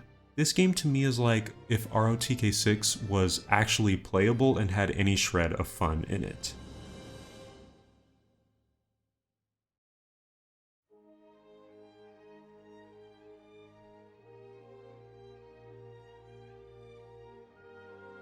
Romance of the Three Kingdoms 10 released in English in 2005 on the PS2. 10 is a return to the officer-based games, and let me tell you, this game goes all in on that kind of style. Before you even get into the game, 10 gives you a chance at doing a little personality test to choose your character. I did the test and ended up getting a minister type of character in Sun Qian. I didn't go with this character because why would I want to play as a character with low military stats? Instead, I actually ended up playing as one of the multi-talented characters, Zheng Liao, during his time in Lu Bu's army. As I got into the game, ROTK 10 reminded me a lot of 8, but there's one pretty big difference that sets the games apart. In 10, you can actually roam around the overworld map as your character, and you'll probably be doing that a lot in this game as you complete quests. Yes, you heard that right. ROTK 10 has a very simple quest system called requests that you can do while you aren't improving your kingdom. I'll get into that more as we go through my playthrough though. So one thing that surprised me about my time playing as Zheng Liao was how narrative driven the game was, at least at the start. Instead of the more typical sandbox experience, the game led me through Lu Bu's story. A series of cutscenes and events led us to battling against Cao Cao and got me into a duel against Dian Wei. Unlike previous games, your officer is completely controlled by you when a duel happens. Duels take place in this turn-based minigame that is actually kind of difficult. It's almost a rock paper scissors system of dueling where certain types of attacks beat other types of attacks. Then you also throw in special attacks that you can only use at certain points, an evade, and a guard, and honestly, I was kind of lost despite the game giving me a tutorial. I think my issue was that there was just a lot to memorize about how different attacks differed from each other and exactly when to use your special attacks. Each turn, you have to choose 3 commands to go against your opponent's 3 commands. So you not only have to choose the right commands, you also have to choose them in the right order. Anyways, I got destroyed by Dian Wei in the duel. It was okay that I lost since the story continued on with Lu Bu moving to join Liu Bei for a little while. At this point in the story, I actually got to play the game on my own for at least a little bit. The actions that you can take while in a city are really similar to ROTK 8. You can improve your faction's agriculture, gold, defenses, and military, and you can also interact with various officers in that city. As I mentioned before, the new feature to this game is the quests. At first, I thought the quest system was really cool. There are a few different types of quests you can get that each correspond to your officer's stats. For example, officers with high war stats will be good at the quests that involve hunting down criminals. Those quests also sometimes involve a duel as well. There's also festivals to attend, drinking contests, debates, and searching for things on the new overworld map. Like duels, debates are also done in a minigame that is probably even more difficult for me than the duels. With debates, you're given a set of commands that each have a number attached to them. When you use a command, your opponent will lose momentum, and the corresponding number on this little board to the right will change to the color of that command. Your goal, of course, is to make your opponent lose all of their momentum, and you can do strong combo attacks by lining up 3 colors in a row on the board. Now honestly, I know I probably just suck at these kind of things, but I lost almost every debate that I did in this game, even against lesser opponents. They just always seem to have the perfect colors to combo me. Anyways, I mentioned that I only like the quest system at first, because after doing just a few of each type of quest, they started to feel very repetitive and kind of just like they were wasting my time. And partially this stems from a problem that I have with ROTK 10 in general and its menus. Compared to 7 and even 8 to a lesser extent, I think the menus in 10 are really clunky. What made ROTK 7's menus work so well in my opinion is that everything was really quick and easy to get to. This might be nitpicking, but I feel like it was the complete opposite in ROTK 10. Like there was just a lot of scrolling and clicking that I had to do, especially to get through the quests. And I mean, this isn't the biggest deal ever, but I feel like it kind of adds up over time, and it just reminded me of the older ROTK games with how much clicking around I had to do. So continuing on, I'd like to mention the overworld map just a little bit. I think it's pretty cool in this game how your character can kind of just roam around in the wild. Like I mentioned, some quests send you out to search for an item or a person, and you just kind of march around blindly in the general vicinity to find them. You might also discover a few other things out there like some gold hidden. I do think it's a really cool little feature to just kind of break up the monotony of going through menus the whole game. So I spent a while just doing quests before Lu Bu's story progressed. Eventually, Lu Bu was attacked by both Liu Bei and Cao Cao, and I was basically thrown into an unwinnable battle.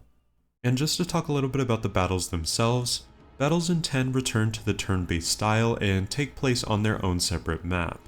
I would say that the battles in this game are probably the most in-depth that we've seen so far, with the different kind of tactics that you can use, and while battles can be long with a lot of units on both sides, thankfully they are much faster than the battles in ROTK 8. Now I can't necessarily say I like 10's battles more than 7's battles, but it's pretty close.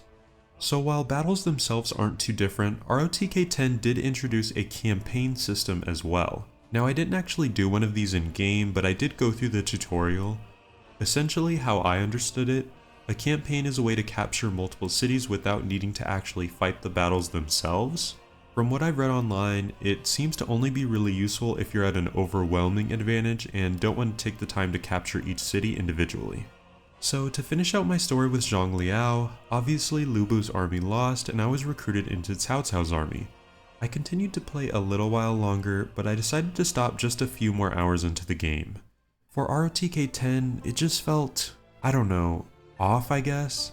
I just kind of felt like I wasn't even playing a strategy game anymore, even more so than with ROTK 7 and 8. I think the game was mostly fine, but it was just kind of missing actual fun. It was really tedious. For me, I think the game will join ROTK 9 in the C tier.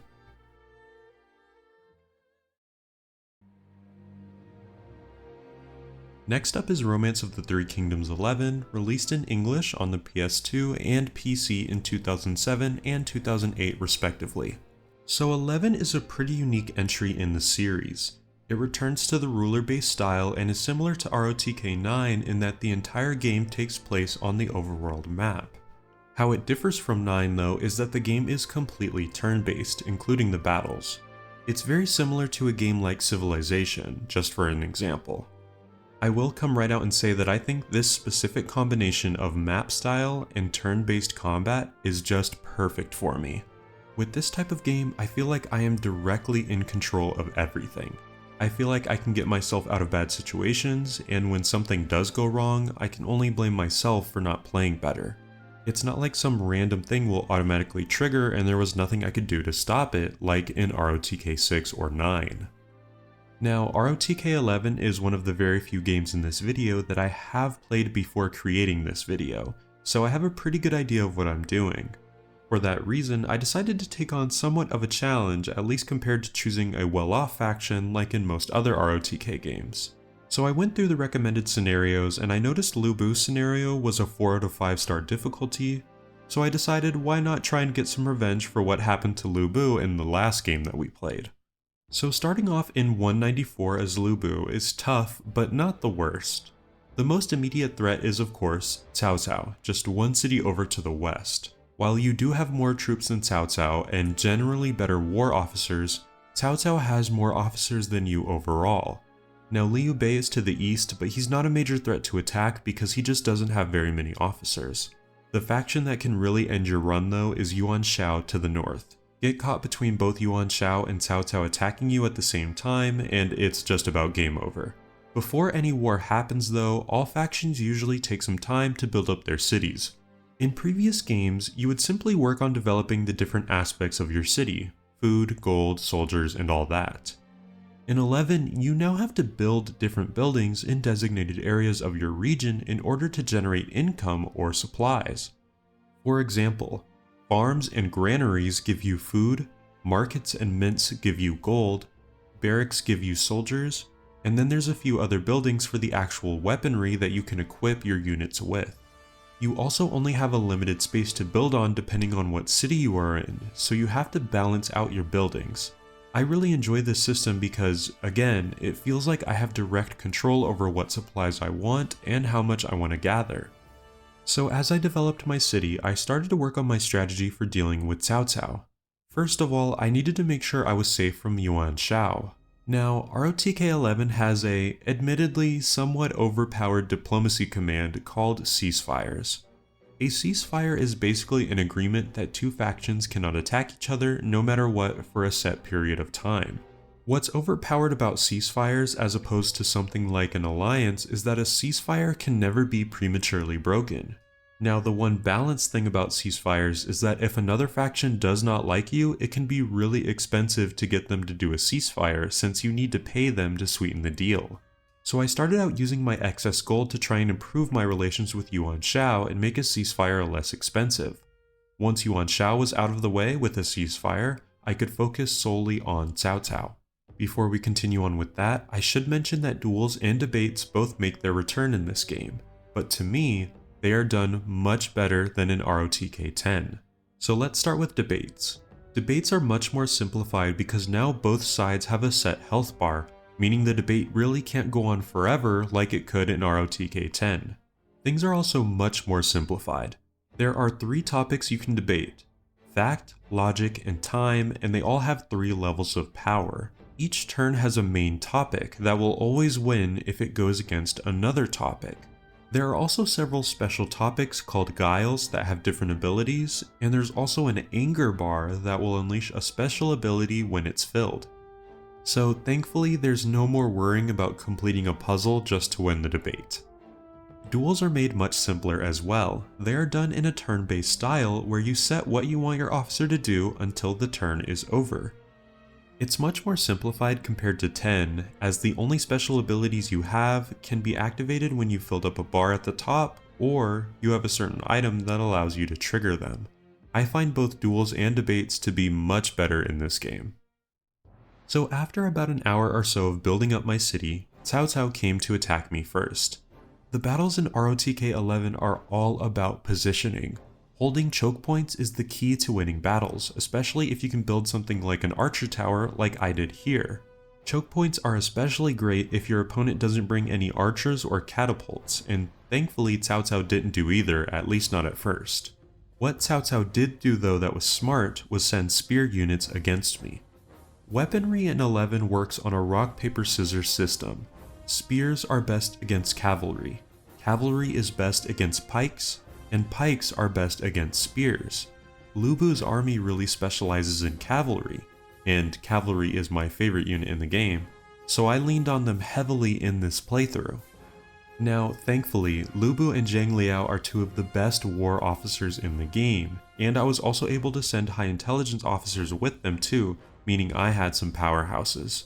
I played defense on Cao Cao for a while until he eventually stopped his assault. So after Cao Cao's first attack against me, I spent a little while rebuilding, and then it was time to counterattack and finish him off for good. I now had a clear troop advantage, but I no longer would be able to just sit at the chokehold and fend the enemy off. After a pretty rough battle, I finally had Cao Cao on the ropes. Since his troop count was low, I actually didn't need to worry about siege weaponry. I simply had to take out his barracks to stop him from producing more soldiers, and then send all of my officers to attack his city. It did take some time, but I finally managed to defeat Cao Cao. This was a really huge victory because in terms of officers, Cao Cao was definitely the biggest threat on the entire map next to Yuan Shao, and now many of his officers would become mine. Not including Cao Cao and his immediate family, of course, they all got executed. But really though, defeating Cao Cao and taking his officers was a really big deal, because in most ROTK games, officers are the most precious resource, and you're in a really good position if you can get a lot of them. This is the main reason why Cao Cao usually wins in every ROTK game, he just has the most officers. So with Cao Cao defeated, I spent a lot of time building up my new city and hiring all the officers I imprisoned from Cao Cao. After a long time of building up my armies, I made Yuan Shao my next target.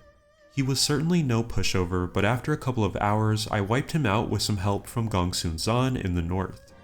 And that's where I stopped my playthrough. There were certainly some other powerful armies still in the game, but I was 100% in the position to win with a huge officer count.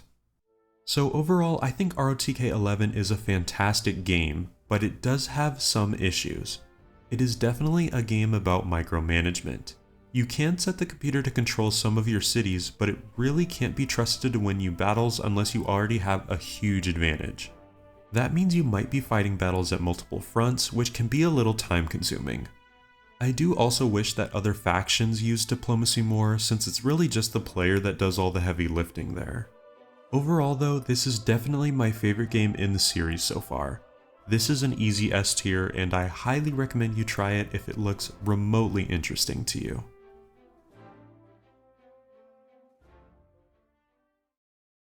Romance of the Three Kingdoms 12 is unfortunately the second ROTK game to not be released in English. I've heard that the game isn't really anything special, but the battle system looks interesting and I think it would have been fun to try at least. But unfortunately, we have to move on.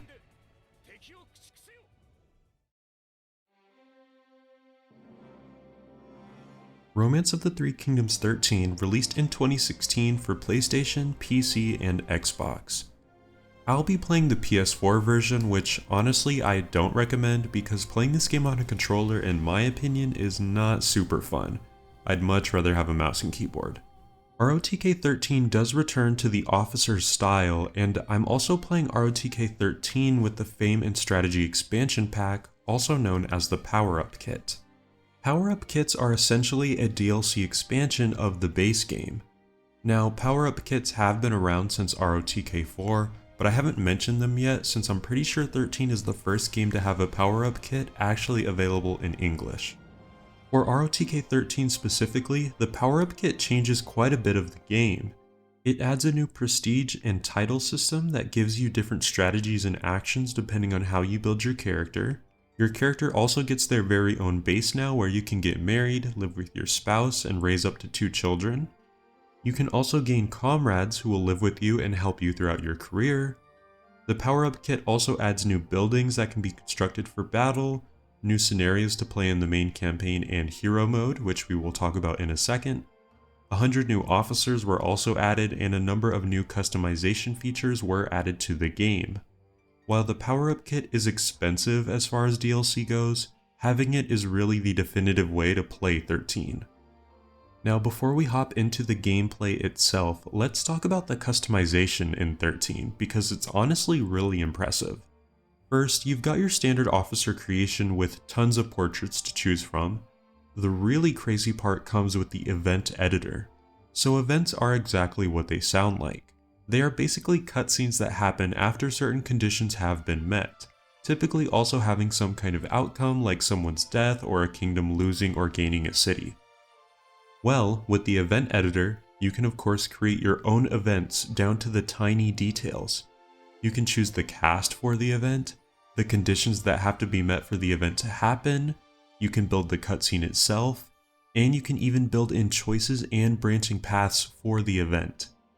With time and creativity, you could create your own storylines and what-if scenarios using this editor.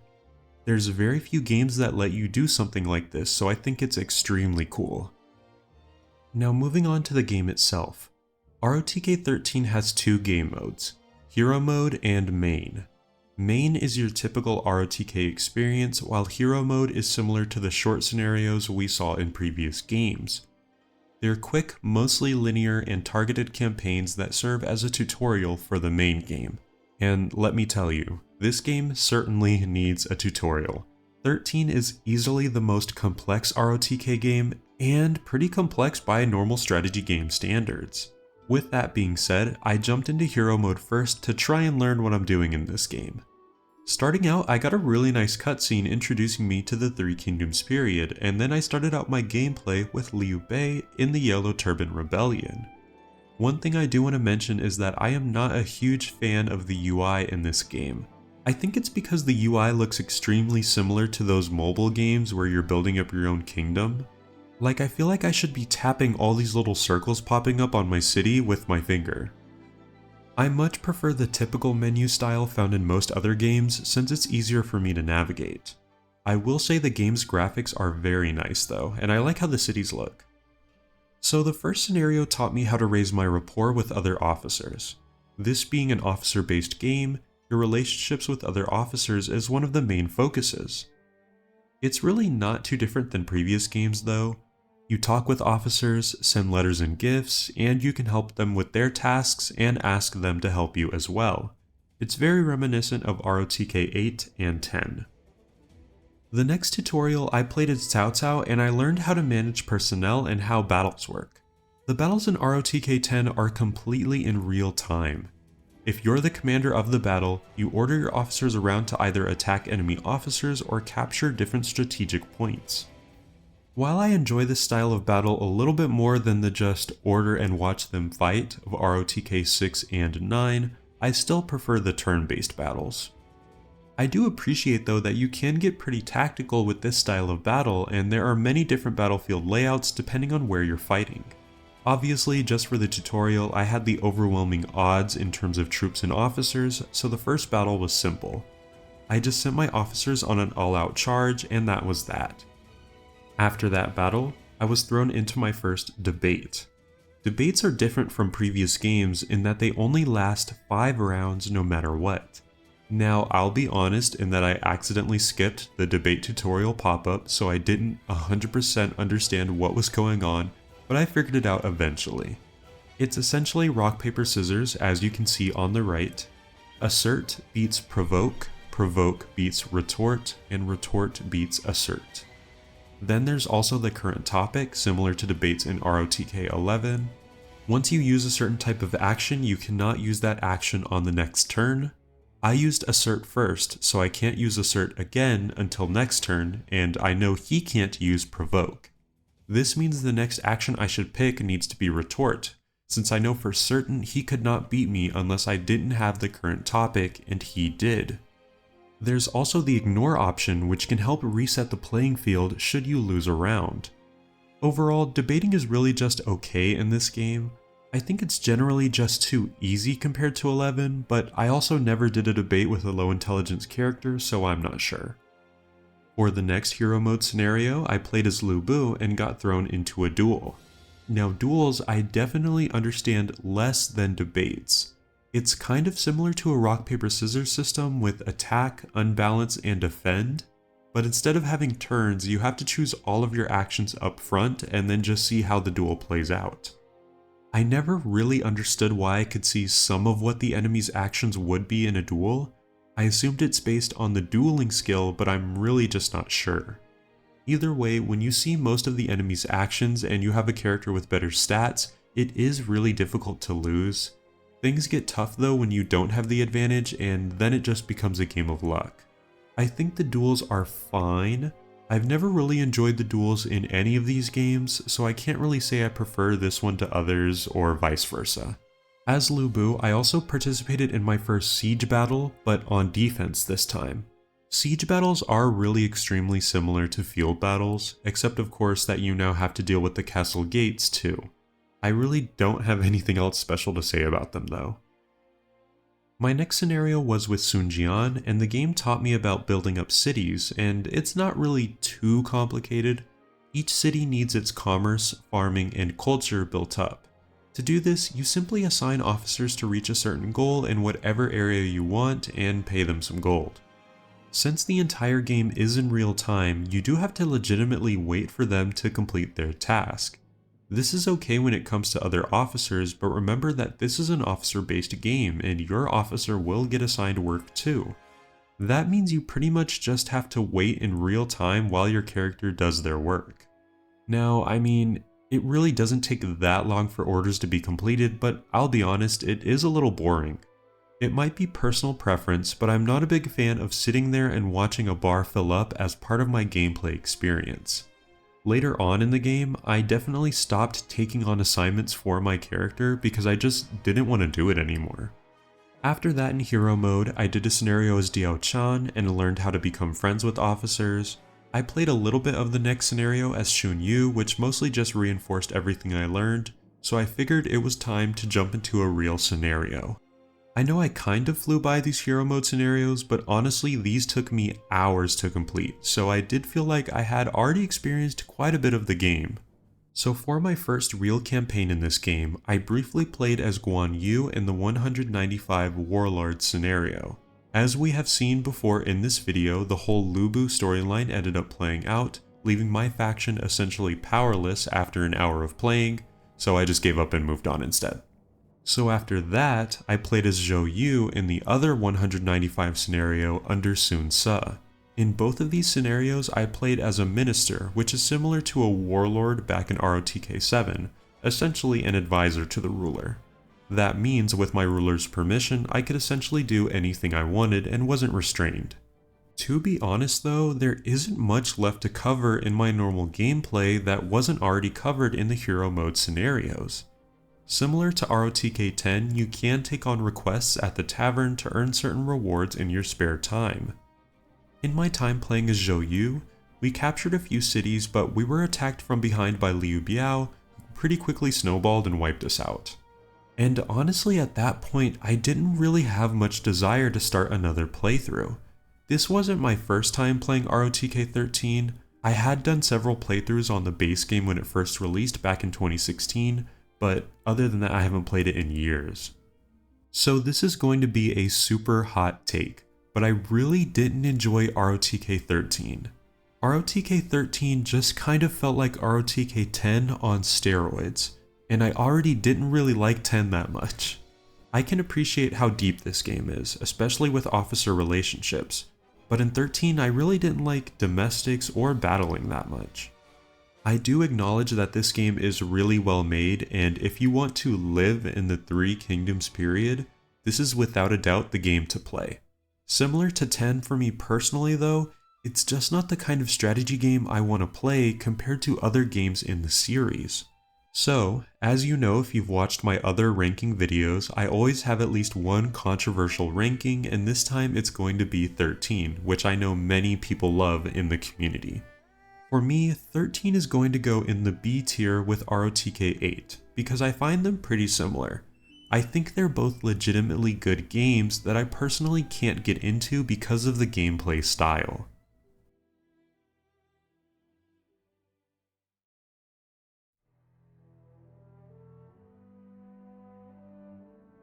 Romance of the Three Kingdoms 14 originally released in 2020 for PC and PlayStation 4 and made its way to the Switch in 2021.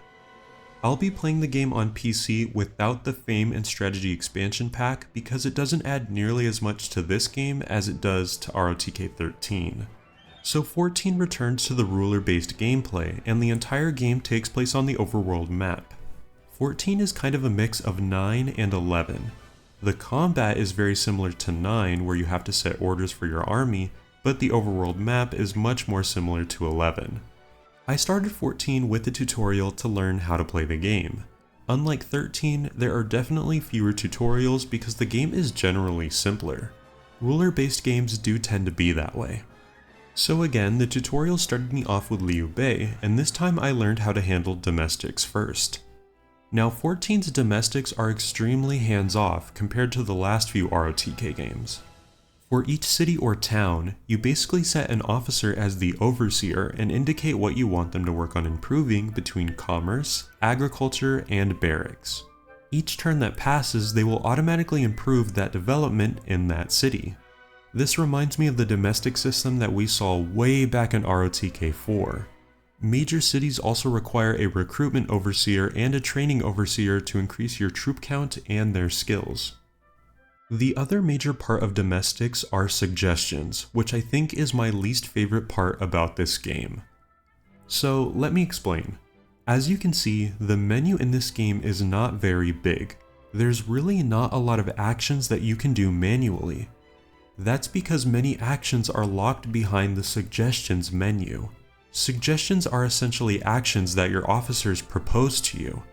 There are a variety of suggestions that you can get that range from improving your towns, sabotaging enemy units, throwing banquets, searching for officers, and more.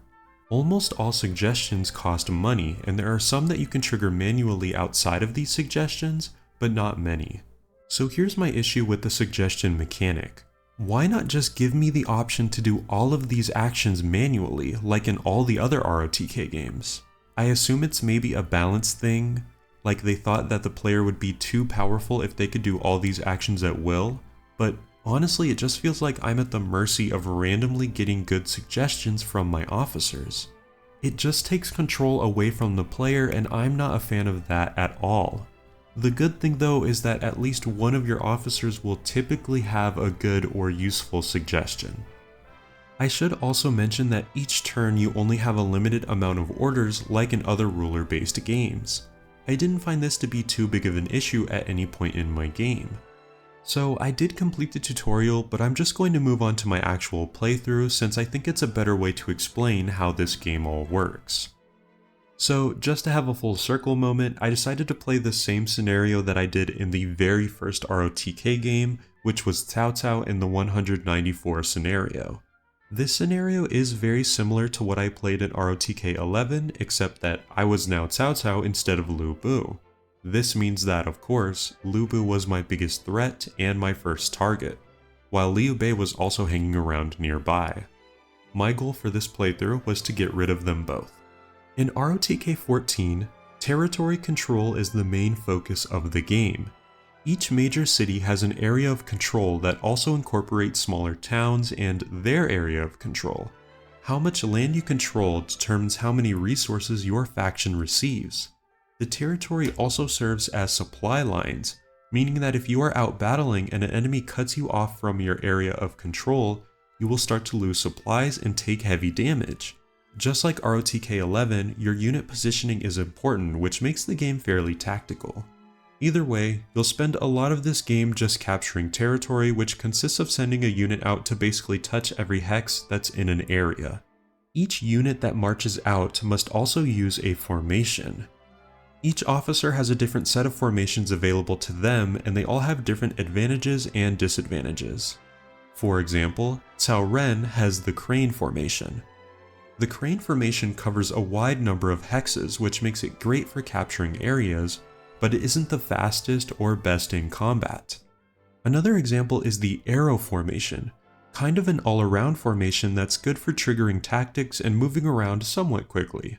Sending out officers with the right formations can give you a pretty big advantage in battles.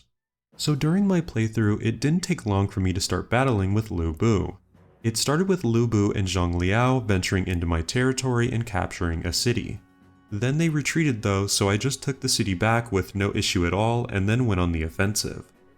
Luckily for me, Lu Bu himself did not go out on defense, but I did still have to deal with Zhang Liao and Gao Shun.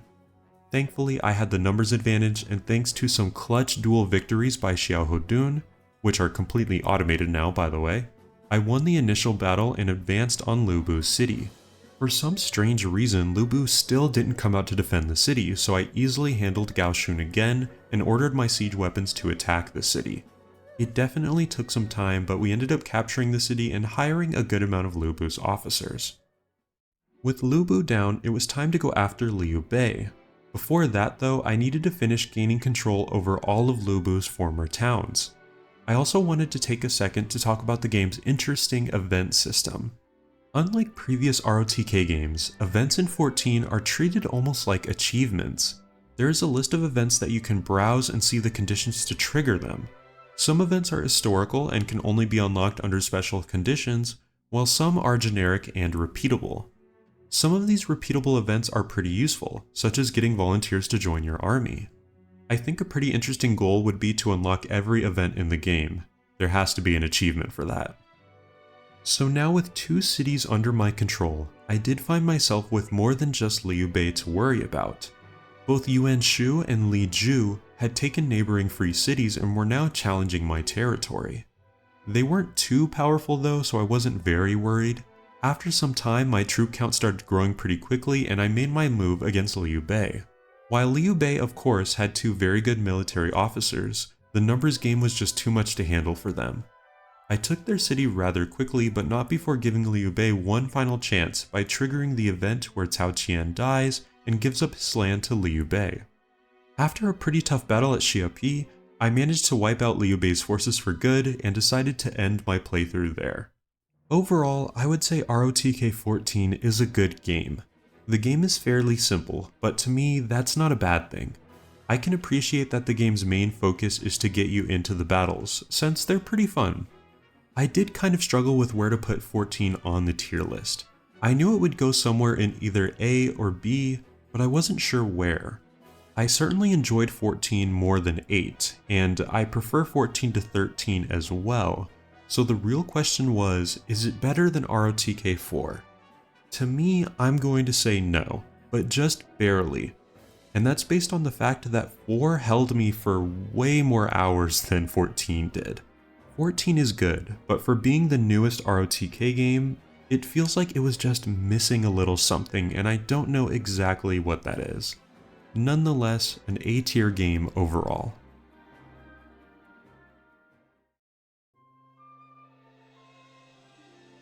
Currently the latest entry in the series, Romance of the Three Kingdoms 8 Remake, released in 2024 on PlayStation, Switch, and Steam, which is what I'm playing it on. I've already released an entire video reviewing 8 Remake on my channel, which you can go check out, so I'll keep this portion of the video brief. 8 Remake is an improved version of the original 8, which you might recall I wasn't a huge fan of. The gameplay loop in 8 Remake is now much more reminiscent of the gameplay loop in ROTK 7. It's quick and easy to get around, much more so than the original 8. 8 Remake does have the problem of feeling a little repetitive, especially with all of the events that happen that repeat over and over and over again. The battles in 8 Remake are pretty fun and much improved over the original. They now no longer feel super claustrophobic, and they feel similar to the battles you would see in, say, ROTK 10, which is a positive. During my time playing 8 Remake though, I did have the problem of the AI being very passive, and so the map rarely changed besides what my own faction was doing. I should also mention that debates and duels are probably the most fun that they've been in the entire series. Go check out my full video for more about those and the entire game in general. Go check out my video for more about those and the entire game in general. Overall, I felt 8 Remake was a simpler version of ROTK 13, which I personally felt was a positive thing. For that reason, I put 8 Remake in the B tier, just above 13 itself. I do sincerely hope that the 8 Remake does well enough for Koei to consider doing other remakes, maybe even games like 4, 7, or 11. Wink wink nudge nudge Koei. So, there it is. Every Romance of the Three Kingdoms game ranked. This has been a journey and I appreciate you all joining me for it. I hope you enjoyed this video and maybe even found a couple games in the series to try out yourself. Drop a like and subscribe if you want to see more from me, and thank you for watching.